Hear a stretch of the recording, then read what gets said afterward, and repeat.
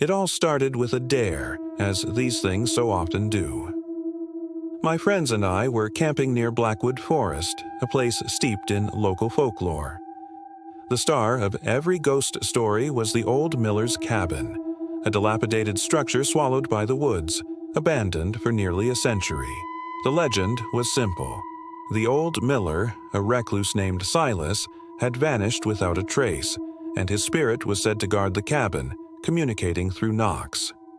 The dare was for me, the group skeptic, to go to the cabin at midnight and knock on the door 3 times. Easy enough, I thought. A bit of a hike, a few theatrical knocks, and then back to the campfire for some well-deserved bragging rights. I left the crackling fire and the nervous laughter of my friends behind, plunging into the inky blackness of the forest. The moonlight struggled to pierce the dense canopy, casting long skeletal shadows that danced with the wind.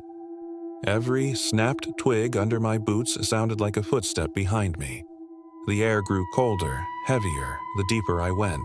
My bravado was starting to fray at the edges, replaced by a primal unease. After what felt like an eternity, the silhouette of the cabin emerged from the gloom. It was even more decrepit than the stories described.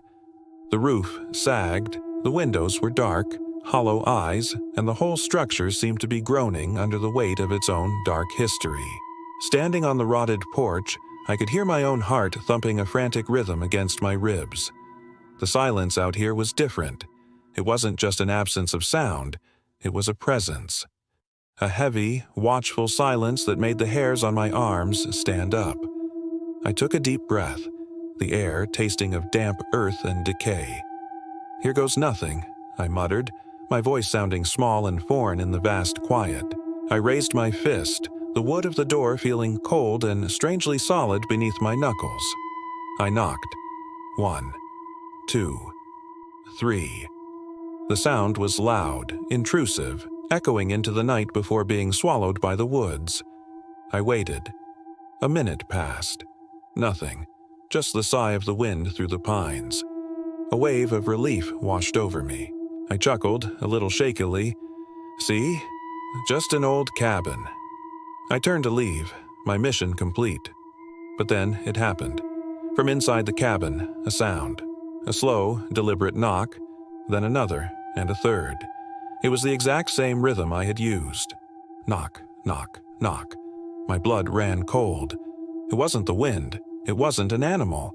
The sound was clear, intentional, and it came from the other side of that door. My mind scrambled for a rational explanation.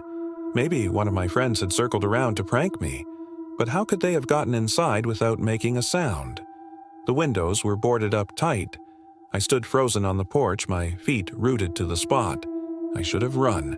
I should have sprinted back to the safety of the campfire and never looked back. But a morbid, terrifying curiosity held me captive. Who, or what, was in there? Against all reason, against every instinct screaming at me to flee, I raised my hand again. This time, I tried a different pattern.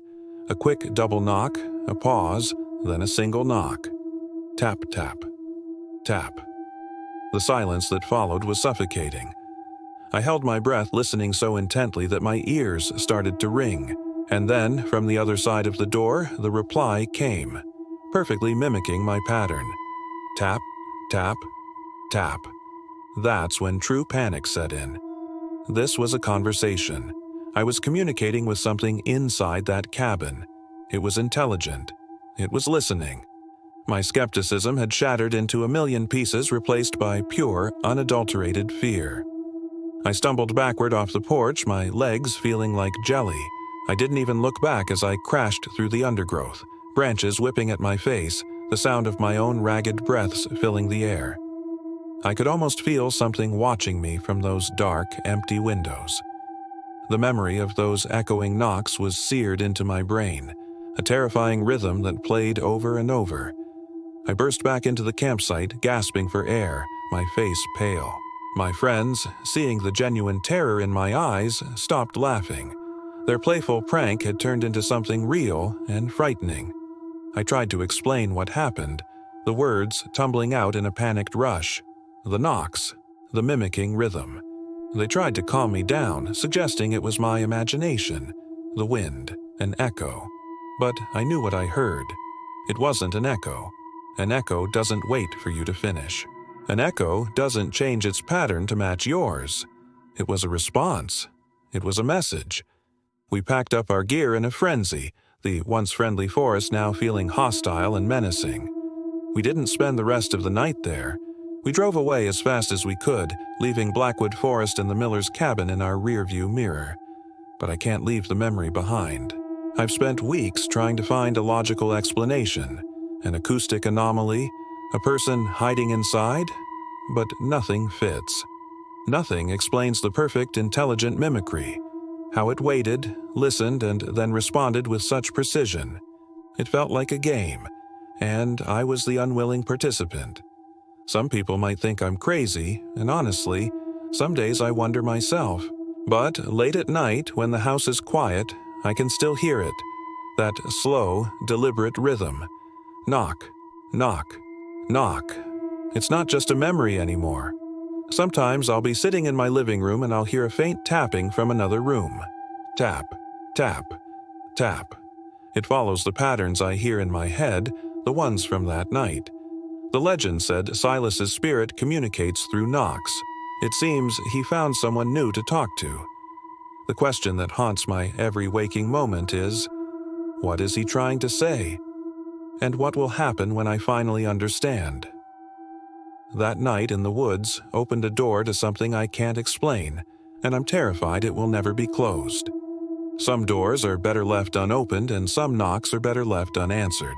I learned that the hard way. Thanks for listening to my story. If you've had any similar unsettling experiences, I'd be interested to hear about them in the comments. Don't forget to like this video and subscribe for more strange tales. Stay safe out there.